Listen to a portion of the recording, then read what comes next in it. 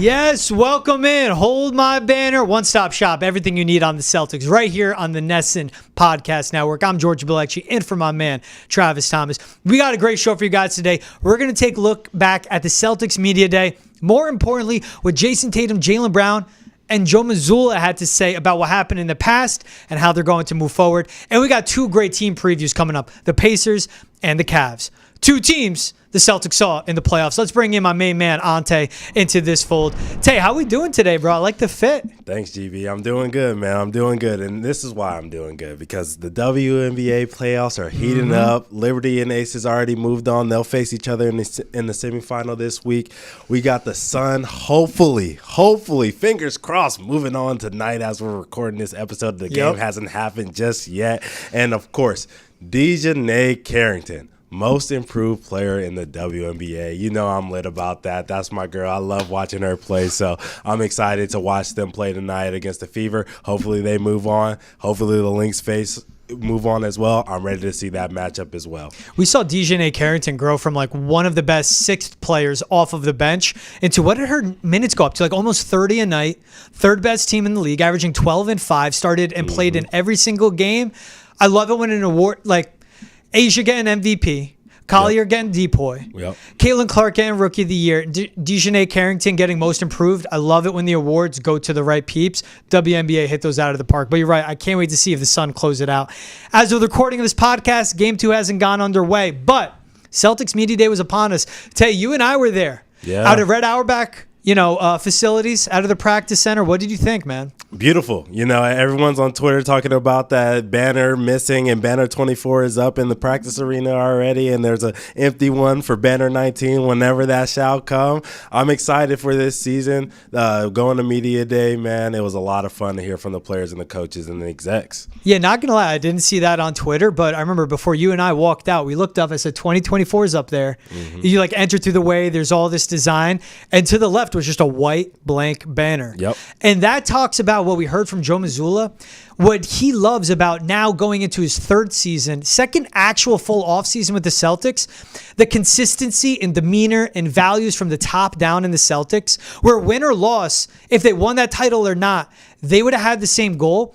Things like that reflect of the complete buy-in you get with a franchise like the Boston Celtics, where Joe Mazzulla goes to someone in the facilities, I want a blank banner up there. Like, all right, Joe, you're not. No, I want it done. There probably was no pushback. It's like, right there, cool. Are you sure? They want to confirm and they put it up.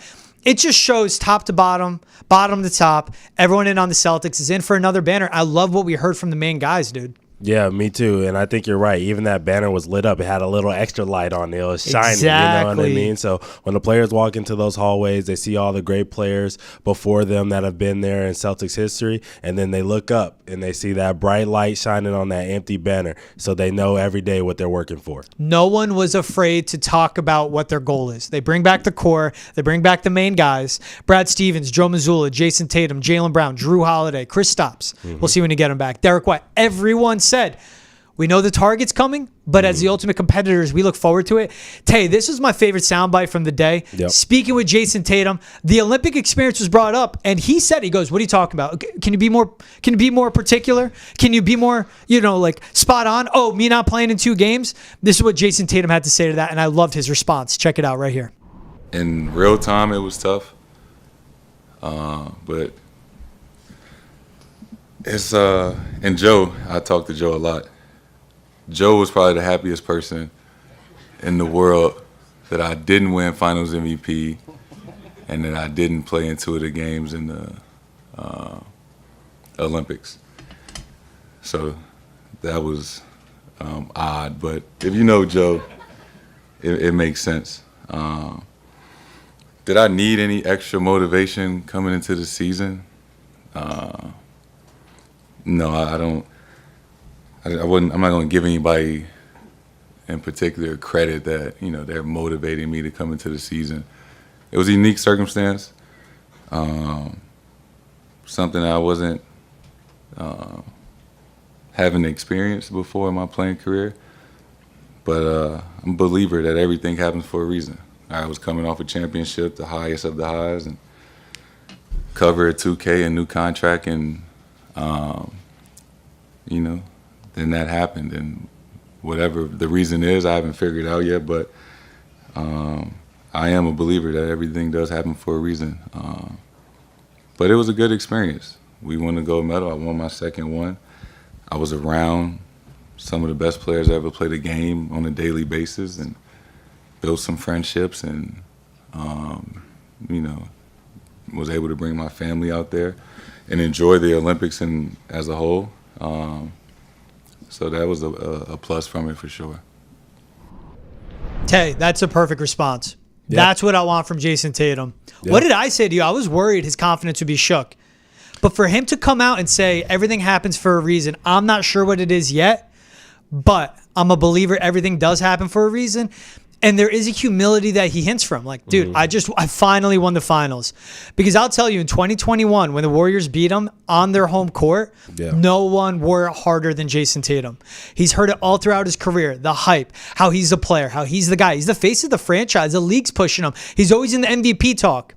He broke through, cover of 2K, super max what he got, now the highest paid player. All that, the humility that comes with it. But for him to say it happened for a reason, I'm not sure yet, but I'll figure it out. Yep. That's maturity, bro. I love that from Jayson Tatum. And I agree. I think him saying everything happens for a reason, I'm a believer in that as well. It shows you that why he's putting the work in, what he's doing right now. When I saw him walk up to that podium, I was like, man, this dude looks great. You know what I'm saying? And then I seen the videos before we started recording of his jump shot. And I'm like, man, that hitch looks like it's not in there as much. It's looking a lot smoother. He's getting to the top of his jumper quicker, and he's letting it go with a lot of smoothness and effortlessness. So I'm with him. Like, I think everything does happen for a reason. And the reason why this happened to him, why he was snubbed off of the, not winning finals MVP, why he was left out of 2 games for Team USA against Serbia, is because he needed to come in locked in. Yeah. A guy who's played and won a championship, played USA basketball, you would think they would probably come into the offseason or come into the beginning of the preseason looking a little out of shape. Bingo. You know what I mean? Not as chiseled, all of that stuff. Not Tatum. He was locked in. He's been working out at 6 a.m. Everybody's been talking about it. I'm excited about this season for him. Yeah, Al Horford said he's noticed when he gets into the gym, Jayson Tatum the last 2 weeks has been getting done with his workouts. It's said ad nauseum. Yeah. We know who his idol is. Mamba mentality is that right there. Yep. Like, oh, okay, you're not going to play me 2 games? I just won a finals. I was one of the most dominant players in that series outside of JB. I switched my whole game around, an entire playoff run, and pretty much all of the season of being a playmaker instead of a scorer. Yep. And then when he was asked about his jumper, he said time and place to fix it wasn't the postseason, wasn't the finals, wasn't the Olympics. And what you pointed out, he brought up some of those details. Like, he's been working. I was worried about Jayson Tatum. I'm not. Nope. We know you know what you get from him. You're going to get 82 games. You're going to get every single game in the playoffs. Yep. Can he drop some of the bad mistakes, the bad shot selections late in the game? We'll see that. And I'm not going to get on that yet. He's coming in locked in, not resting on his laurels. Because we saw that guy go on a celebration tour after he won the All-Star Game MVP, and it affected his second half of the season. Yeah. Go enjoy it. You won what you've been striving for your entire life. Enjoy it. Yeah. We'll get into what Joe Mazzulla said, but Tatum's putting it behind him, and they're locked in to repeat, man. Yeah. What do you think about what Jaylen Brown had to say in that first question? I love. Wait. Hold on, real quick though. Yes. Joe Mazzulla being the happiest guy in the world. He didn't win Finals MVP and didn't play in 2 games. Yeah. Loved it. Yeah, that me too. That's such a Joe. That's such a Joe moment. You know what I mean? He was probably like jumping up and down, shaking his fist, checking the box score. He played 5. Yes, let's go. Or he DNP at one point too. Same thing. Yeah. And I loved he said I talked to Joe a lot. Mazzulla keeps them in check. He does the motivating for them. These guys are worrying about basketball. You talk about someone that came up and you said he's like looks good, looks in shape. I didn't know Jaylen Brown can get bigger. I did not. He's yoked. And what he had to say, same thing about being snubbed from the Olympics, we have it right here. Not getting called on for the Olympic roster there. How did that make you feel? And are you carrying any of those? Number one. Sorry, right off the bat. Not a lot of chances here. Get to warm up a little. That's how the season's gonna go, man. So just your emotions overall, your feelings. Are you carrying any of those feelings over into the new season in terms of what is motivating you to win again? I'm ready to go. I'm excited about being back.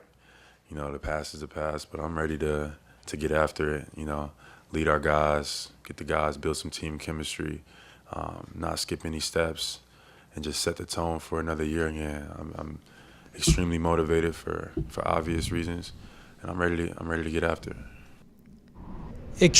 Extremely motivated for obvious reasons. Yep.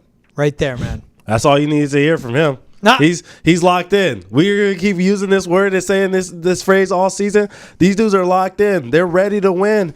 I hear Kendrick Perkins online talking about no one's afraid of the Celtics. Well, they better be, because these dudes are not afraid of anybody in the NBA, and they know what it takes to win now. Yeah. They know how it feels to be at the peak, and they know how it feels to be at the bottom and lose. Yeah. So they don't want to be there anymore. They know all of this stuff about this team not being together in a couple of years is probably true. So they're going to go and try to win one right now while they're young and healthy and capable to do so. Bro, he said, I'm ready to build some team chemistry. What? You couldn't have better chemistry than what we saw last season. Right. Build on that. Not skip any steps. Mm-hmm. You know, I asked him later in the presser, where does the confidence come from? And he basically said, we know what it takes. We know what it is. We know what we have to do. Mm-hmm. We know we have to improve. There is just no complacency from this team, man. Yeah. And Jaylen Brown to say right away, I love that joke off the bat. Hey, that was the happiest I've ever seen Jaylen Brown from covering this team for 3 years. Yep. Right off, we're starting with this right away. No softballs. You're not going to let me get warm? Man. He's ready to joke about it, and he knows that's going to be the talk. The same thing, but in a positive way, where everyone's going, why isn't he on the Olympic roster? Yeah. Instead of, why did he get paid? You know? Mm-hmm. He's ready to go. He's excited to be back in that building. The guy that tweeted out the energy is about to shift, the energy is still shifting for the Celtics, but in a positive way. I think that's so important. And when you hear from their two best players, both taking what happened to them in association with the Olympics in very different situations, but both taking both of those situations to fuel them moving forward. When those guys are doing that with Jaylen Brown and Jayson Tatum, the best players and the highest paid players in your building, what do you think the rest are going to do? Yeah. Follow by example. They are. You're 100% right. And Jaylen Brown said, he tweeted out earlier this summer, I'm having a great summer. And we asked him about it. He said, you know, he has so much to be thankful for and all of that stuff. He has a new shoe. Tatum's got a new shoe. 7-4 ones. These dudes have gained so much from winning a championship, and everyone wants to still hone in on the negative aspects of what happened to them this summer. Who cares? These dudes know what it's like to win. They got that taste, and they want to taste it again. Here's a key piece, and I've said it before. Let's get to Joe Mazzulla's bite. Yep. When he was asked about why he hates the offseason, check it out. Did I hear you right that you said you didn't enjoy the offseason?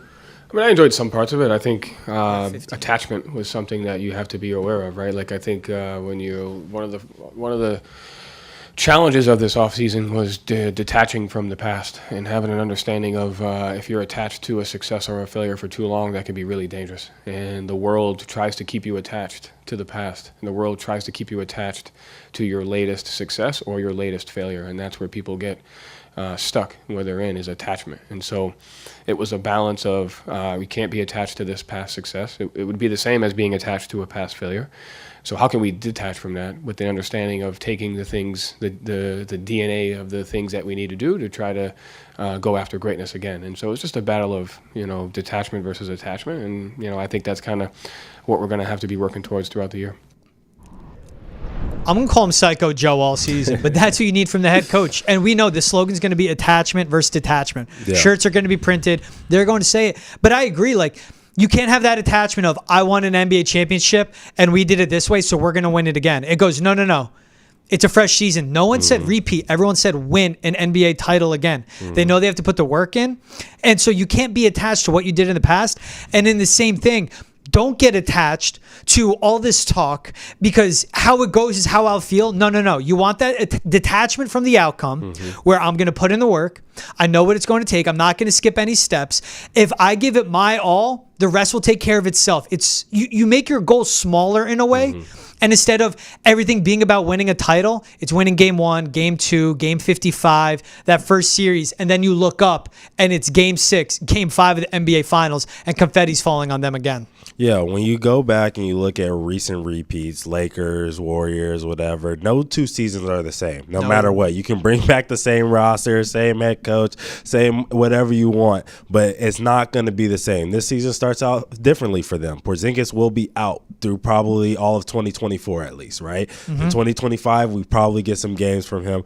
Who knows? But he's going to miss time, which is going to change the dynamic of that team, which is going to change how this team is going to react when he does come back. Some guys who were playing a lot of minutes are going to play a little bit less. That's how things go. They understand that this season is not like the season that they had before or like any of the seasons that they've had of the 8 years of Tatum that they've had. You know, it's a different season, and they got to go out and face a different monster, and that's what they talked about throughout the whole press conference from every player and coach top to bottom. I love to hear it from Drew Holiday. It's like, what's a message from Joe? He's like, people are going to say you're great. People are going to say you suck, word for word. Yep. Don't listen to any of that. You mentioned it real quick. Brad Stevens said it's a unique injury. They're very, very pleased with Kristaps Porzingis and his recovery. They said they were surprised. We saw him at Media Day, walking, jovial, happy. When do you think KP gets back? We discussed it, and we both landed on January, but what are you thinking with Porzingis? Yeah, I mean, I've talked about it. I don't have the exact date right here off the top of my head, but that West Coast road trip that they have at the beginning of January, I think he comes back right after that. That's what I have marked. At Minnesota, Houston, OKC, Denver, boom, January 10th, home against the Kings. Yep. I said January off the top of my head. You had that exact date. Like, shout out to you. You and I are lock and step. Dude, give me 45 to 50 games of KP. Get him for the postseason. It's a unique ankle injury, and that guy is every bit of 7'3". Don't rush him back. You don't need him in the regular season. And as Brad Stevens has said, this roster is not done. He'll be dealing at the deadline because they know what's coming down the line with that second apron. They know they have to win right now. Tay, let's get into it. Let's talk Pacers and Cavs. You ready? Yeah, let's start off with the Cavaliers. Cool. George, how do you feel about their offseason this summer and their upcoming season this year? Interesting. Indifferent. Look, JB Bickerstaff was fired before that playoff series ever went final. Yeah. Donovan Mitchell wanted him out of there. Yep. You bring in, and we're going to get into all this with a Kenny Atkinson. Shout out Jarrett Allen for getting reunited with Kenny Atkinson, I guess. Yep. Like, he did a lot to develop him. He's a developmental coach. I don't know what he can do for a Donovan Mitchell-led locker room. And a lot can come down to, is Darius Garland going to be on this team when they get to the playoffs? So they extended D. Mitch, Evan Mobley, and Jarrett Allen.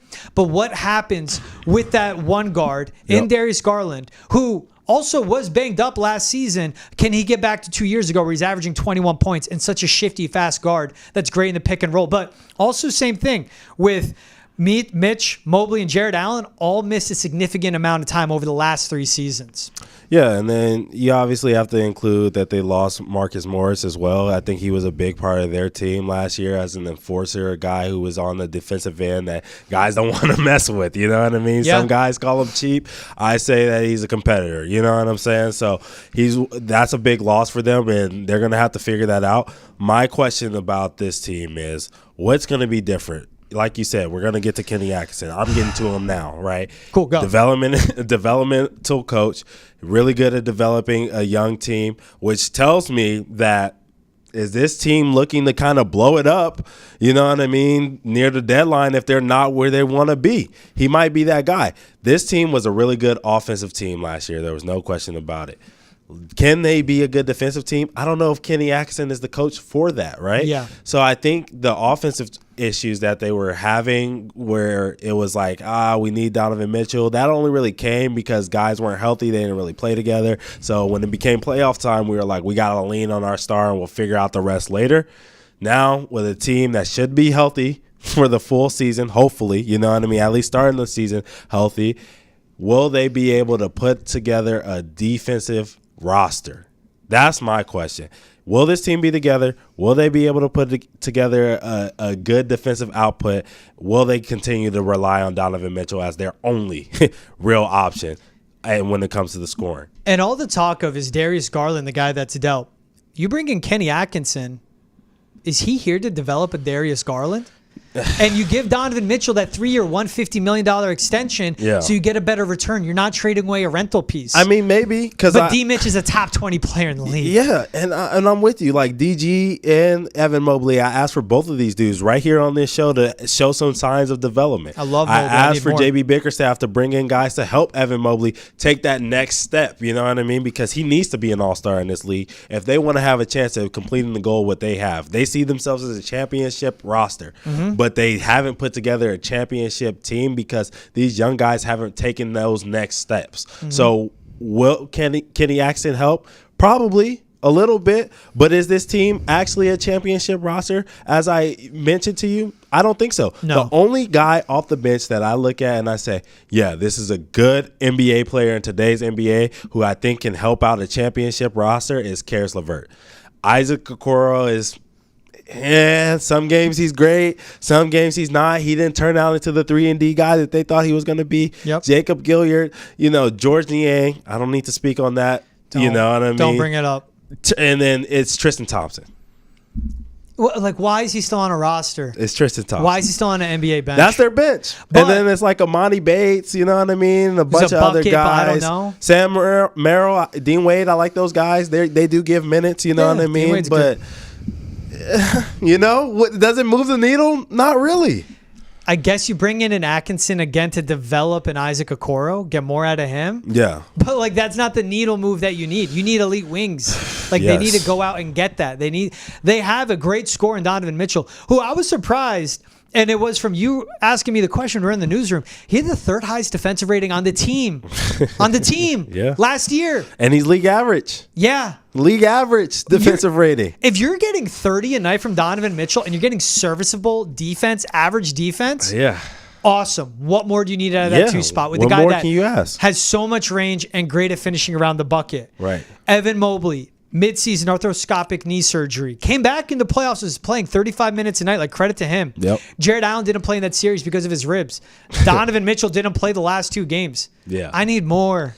I need more from the core. But again, they bring these guys back, and I'm just as the East is getting better, like the Sixers got better. Yeah. Teams like that, the Bucks with Giannis on a revenge tour, that's better than the Cavs. They were and they still are. So do you think this team finishes higher or lower than they did last year in the standings? Well, they finished 6th. Yeah, let me double check. Yeah. I mean, you go Celtics, Knicks, Bucks. They finished 4th. They finished 4th. 4th. 76. So they're going to finish worse because it's Celtics, Knicks, Bucks, 76ers. I'm going out of order, but those are the 4 best teams. Okay. The Magic can finish ahead of them. They could. That's a team. You're talking defense? Yeah, they were in the battle last year. I mean, the Magic probably got better. You know what I mean? So I have them just missing the play-in, man. I have them 5th or 6th in the East, so I think they get worse. Okay. I mean, yeah, we're going to talk about that other team that's floating in the 6th spot, right? In a little bit, but they're better than the Pacers. We'll get there. We'll get there. Any bets that you like from this team? Is that it? Like, yeah. I like Donovan Mitchell. He's a vet. Yeah. Is Evan Mobley a vet yet? No. I want more from him, though. Not vets, bets. Oh, bet. I'm like, what? I don't. The bets on this team, I'm just staying away from them. Okay. It's the one thing is maybe if you get like some Darius Garland future. Yeah. Like, because he could get traded at the deadline for the team that needs a point guard. Yeah. Does Darius Garland end up with our boy in San Antonio? But the return has to be significant for DG, especially if he gets back to like 21 a night. I mean, this brings me back to the question, like, is this team even going to exist as we know it at the trade deadline? And that's why I don't want to bet on them at all, because I have no idea who's going to be wearing the Cavaliers champagne red. Yeah, look, I have to talk about this because this is what I would bet if I was a betting man. Miss the playoffs. I would bet their overs from game to game because Kenny Atkinson, like I said, development, offensive coach. Darius Garland will see some improvements because of that. Evan Mobley will see some improvements because of that. Max Strus, who averaged 12 points a game, will probably get more into his heat ways where he really becomes like a light-up, knockdown shooter. And we obviously know what D. Mitch can do. So I think this team is going to score a lot of points. And with that, they're going to not be guarding anybody because, like you said, a league average defender in Donovan Mitchell is their third best in defensive rating, which is a problem. So this team is not going to probably guard anybody throughout the first half of the season when they do have this roster together. So I'm probably going to be throwing money at the overs every time. One thing I give them defensively, like you don't give Mobley 5 years, $224 million if you don't like how his knee's looking after last year's surgery. He missed 32 games. You like what you see there. You give him the bag. And again, they're shelling out this money because like who else are they going to pay? Who's coming to Cleveland? I don't know. Yeah, me either. me either. I don't know who's coming to Cleveland, man. And my thing about this is this is a team that's been in purgatory, which I like to call when you're good enough to make the playoffs every single year outright, but not good enough to win it all. Yeah. That's what the Cavaliers have been basically since LeBron has left, or since Donovan Mitchell has came. I won't say since LeBron has left because they were terrible when he first left. But now, they're in a place where they're good enough to make it and compete, maybe get Eastern Conference Finals even, but they're not good enough to win it all. So it's time to blow it up. I'm just going to come out and say that right now, George. It's time to blow it up. They should have blown it up before getting rid of JB Bickerstaff. Yeah. They should have probably kept him because he's a good coach in this NBA. That's why he got another job immediately. I think Kenny Atkinson is a good coach, but he probably needs a young development team like the Nets that he coached before, and that's what they're about to get. But I don't see the point of re-signing and extending all of these dudes just to blow it up anyways. They probably should have gave them, a little less money and then sent these dudes off because nobody's going to want them when they're, moaning and complaining in a couple of months. That Mobley contract's really difficult. That's one you'd got to move. 5 years, $224 million. At least with D. Mitch, you pay him, he shows up. Because if it goes sideways, where they gave him that extension, if it went sideways and he wasn't playing, and then as we've seen, an NBA superstar plays their card, he gets a leverage, and then they get a BS return, not worthy of, again, a top 20 player in the league, one of the best scorers, one of the best two guards. Yep. At least they paid Donovan Mitchell where they left themselves with some room. Can it actually happen? I don't know. Yeah. The NBA is such dirty work. It's nasty work by the superstars just doing what they want. Yep. But that's what this league has created with its culture of team shifting and player shifting all across the league. At least they have these types of contracts that are movable because they're not rentals, they're actual buys. That Mobley one, though, that's tough. 5 years, $224 million for a guy that's a good defender. It is. It is definitely tough. All right, George. Now we're going to talk about the other team that the Celtics face in the playoffs. Another one of them, at least. The Pacers. How did you feel about their offseason? A little bit kind of like the Cavaliers. They didn't really move too much. How do you feel about their upcoming season? Lost Jalen Smith, added James Wiseman at that 5 spot, which is like a backup, maybe third-string center. We'll see how he's used. Big for them to re-sign Pascal Siakam after trading for him at the deadline. Like, make sure you keep him in-house. Yep. The Obi Toppin extension was a little rich for my taste, but that's a guy that was a true and key contributor for them. And shout out to Rick Carlisle, like getting so much more out of Obi than we ever saw when he was in New York. So playing to his strengths in a very fast-paced offense led by Nembhard and Tyrese Haliburton. But same thing, you need elite wings. They don't have it. I think this team takes a step back. And it's that bad taste I have that Tyrese Haliburton left in my mouth after last year's playoffs. Step back. We saw what he did for the Celtics, or against the Celtics, excuse me. Like in game 1 alone. Tied game, 6 seconds left. You're going across the court to the opposite wing to hit a fadeaway jumper. And then Drew Holiday, all he has to do is look at you, and he's forcing turnovers. We just saw such a mental meltdown from their best player, and I need more from Haliburton. The hype is there. But when you watch him in these key moments, and those are the guys that are difference makers, Hallie is not that for the Pacers. Dude, you're giving me PTSD right now as a point guard watching those games in this office. And don't get me wrong. Obviously, we are Celtics podcast. I was rooting for the Celtics to win those games. I wanted to see them, be successful. Yeah. But I am a fan of good basketball over anything else. And to see an all-star level point guard dribbling the ball off of his foot with his left hand because Drew Holiday looked at him the wrong way. Yep. Really ticked me off, George. So don't get me started right now on how much I hated to see that from Tyrese Haliburton. I think he's a good player. Maybe a smidge overrated. I will say that, and those Pacer fans are going to hate me in the comments for saying that. I'm going to ask the question, is it him or is it Carlisle? You know what I'm saying? Is he really that good of a system? by himself like Luka, like we've seen Harden be in the past? I don't think so. I think it's Rick. You know what I'm saying? Once again, Tyrese, amazing player. Way better Very player than I've talented. ever been. Super talented. But I have to ask you this question. Can he be a number one guy on a championship team? No. And I saw it in the playoffs last year, unless I see like a ridiculous jump. And the same thing of him being the main ball handler. Like he has the ball in his hands way too much in too many key moments where they'll run an offense through him for him to have those mental lapses and mistakes. And if the lights get too bright for you, you can't be the number one. Now, he's still young. Like he can completely change my outlook 100%. by stringing it together this season and this playoff run. But also to get into it, Ountae, what did all the teams in the East do? They didn't load up on point guards. No. The Sixers went out and got PG when they have Tyrese Maxey. Yep. The Knicks re-signed OG. They got Mikal Bridges. Yep. Wings, elite wing defenders, while they have Jaylen Brunson. The Celtics have the Jays. Yeah. And they got Drew. Yeah. It's all about having your wings. What did the Magic do? You got Paolo. They went out and got KCP, a bigger wing. I know KCP is more of a 2, but a big wing, a guy that can defend out there. It's all about those athletic wings that create mismatches 1 through 5 on them.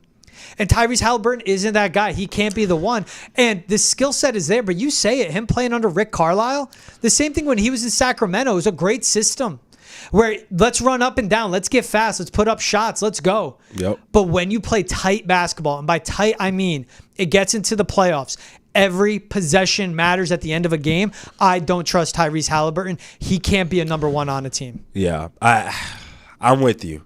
I want to circle back to how you think the Pacers are going to get worse. I personally think they're going to get a little bit better. Okay. Right? And here's my reasoning for that. They were 6th in the East last year, but they have Tyrese, hopefully a fully healthy season, right? Hopefully, because we know he dealt with the hamstring injury last year, took him out of the playoff series against the Celtics after he, had those blunders that we spoke about early on in that series. They'll have Ben Mathurin hopefully back as well. Good call, Mathurin. I've been seeing, his workout videos, and I never get overhyped by them. I always thought he was a great offensive player, but he was already starting to turn the page like how we saw Jalen Green turn the page last year for the Houston Rockets. We saw Ben Mathurin start to turn the page and figure out, like, okay, I know how to score in this league now.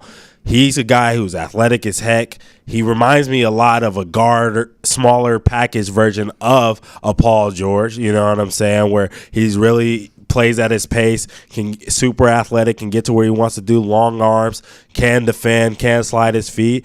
We'll see if he wants to do it, but I know he's capable. I've seen him do it at Arizona. I've seen him do it early on with the Pacers. I love Mathurin coming out of U of A, bro. Man, Loved him. He was great. Aaron Nesmith, is a great player for them as well. So when you look at what they have coming back, and it's the same team, but I think adding Wiseman in there, we'll see if Carlisle can get something out of him. We'll see what kind of minutes he gets. I have no idea what their plan is for him because Isaiah Jackson did play a lot of good minutes for them down the stretch last year, especially when Miles Turner missed time. He really showed out. James Wiseman hasn't really given us those flashes in the NBA, but I think they do need a lot of size when they have a lot of undersized 6'8" with Obi Toppin, 6'8" with Pascal Siakam. Miles Turner's a tall big, but not a physical one. Yeah. If James Wiseman can be a physical big for them, he might be able to help them out and win a couple more games. I think, like you said, the Cavaliers probably take a little bit of a dip, because there's going to be those questions after the first 30 games when they're not winning as much as they should. I think while they take that dip, the Pacers will succeed and end up overcoming them. I think they're going to rise to about the 5 seed. So that's one spot better. But I agree with that. It's like a marriage of the Cavs and the Pacers. If the Cavs get better, I think the Pacers fall back and they could be a playing team. Yes. Both of those squads I see as a 6 seed. The one thing I look at, and you bring up like Aaron Nesmith too, Aaron Nesmith, Andrew Nemhard, Tyrese Haliburton, a lot of guards that are a lot of buckets. They can score. But and it's even winning TJ, basketball. Like TJ, and TJ McConnell. TJ will tell you, if you don't respect him, he'll score. He'll put that ball in the hole. No question about that. He would piss you off so much if you're playing against him. Yeah. It's again, if I just look at the rest of the East, and that's why I say this team gets worse from a standing standpoint. Yes. Because someone like Orlando got better. The Cavaliers, they're the biggest wild card. But those teams took a step forward. And meanwhile, again, let's see what we get from Joel Embiid. while the Pacers stayed the same, they ran back a lot of good talent, and they can catch teams in the postseason because of their style of play and how up and down they go up the court. If they faced a healthy Knicks team, they don't beat the New York Knicks. So Tom Thibodeau has to not run his squad into the ground. We would have gotten a Knicks Celtics. Carlisle coached them too. Carlisle, he's a good coach. No, he is. But again, like, how healthy was that Knicks team? I would take Carlisle over Tibbs. I'm with you. I remember. Cool. I don't forget. I'll take Carlisle over Tibbs. Yeah. For a multitude of reasons. Yeah. But I would take that Knicks roster over this Pacers roster. You feel me? 100%. Can we do that? Can we trade? Can we do straight up Tibbs for Carlisle and send some cash to Indiana? We need to. I don't claim the Knicks, but I just love Jalen Brunson, bro. My sister lives in the city. She goes to Knicks games, so I put on for her that I know she wants to see good basketball. I want to see the Knicks have success. Episode. Forget the Knicks, all right? Hey, last question, George. What bets do you like from this Indiana Pacers team? As you go with the Cavaliers and you look game to game to go on overs, I'm going to look with the Pacers, and game by game, I will bet overs on either the team total or the game total. Okay. Because they can put up 95 on anybody, but they'll give up 98 on the other end. 100%. If you see it even around 182, over. Yeah. 185, over. 190, yeah. I might go over depending on who they're playing that night. I'm just going to look night to night. What is the total in these games? And you're not going to see much of that. You'll see 205. You'll see a 210, a 220. Like, that's the NBA. Yeah. But I'm just saying, if you see, and watch for the trends, like, let it settle. When it comes to December and it picks up, I'm going to be going over on the Pacers a lot. Okay. That's fair. You know me. I'm not a betting man. I don't like any bets for this team. I'm staying away from them. Right. I don't like the Sometimes unknown. that's the best bet, bro. Yeah. If there were one that I could throw out from what I've seen, and this is how high I am on this player, and I have no idea what the odds are, no idea what the numbers are, Ben Mathurin is 6th man of the year. Cool. I like that future play. That's smart. Yep. So just looking at their totals last season, I mean, eventually the books caught on. But like a 207 total against the Knicks, that went over. 240 against Philly. This is early in the year. Let me get you February. 227. I would take the over in that one. And they hit it against the Heat like that. Yeah. I was opening 180, 190. I need to get my refresher on the NBA bets. I'm thinking too much NFL right now. Yeah. If you see something in the 220s, go over on the Pacers. They can't stop anybody, but they can answer with a lot of buckets. 100%. Tell you, this was a fun one, bro. Yeah. We're talking Celtics Media Day. We're talking Pacers and Cavs, who they could both see in the playoffs. You got the great fit with Mickey and Minnie on that. Where'd you get that when you went to Disneyland? Yeah, of course, man. You know, shout out to Lamb. You're a Disney adult, aren't you? No, come on. But I will be watching Inside Out 2 tonight. I will be watching that. Wait, is that like dropping? Is that coming out? It's on Disney Plus. It just came out to Disney Plus. Come on, George. Come on. Good to know. I loved Inside Out. I'm gonna watch Inside Out 2 watch Inside Out too. Well, hold on. I know what you'll be watching. You'll be watching the CT Sun. That too, you know, dual box, you know what I mean? I'll have the sound on and I'm a basketball savant. I don't need to hear the announcers. I could just watch the game, you know? I know Trav's getting back into the fold. He'll be on Banner a bunch. You guys will see him back next week. I held it down for the month of September. I want to give a shout out to Trav for passing the throne on to me. Tay, I got to give a shout out to you, man. You come with great topics. I love talking ball with you all the time, especially on Banner. Got mad love for you. Got mad love for Trav. I got a lot of love for the listeners of Hold My Banner. Thank you for always making us a part of your day. Wherever you get your podcast, Spotify, Apple, Amazon Prime, like, subscribe, download, rate, and review. Go to Nesson's YouTube page, hit the subscribe button. This was Hold My Banner. I'm George. That's my boy Tay, the walking, talking, triple-double, the pride of LA. By way of UTEP and Fresno State, we'll see you guys next time. Peace.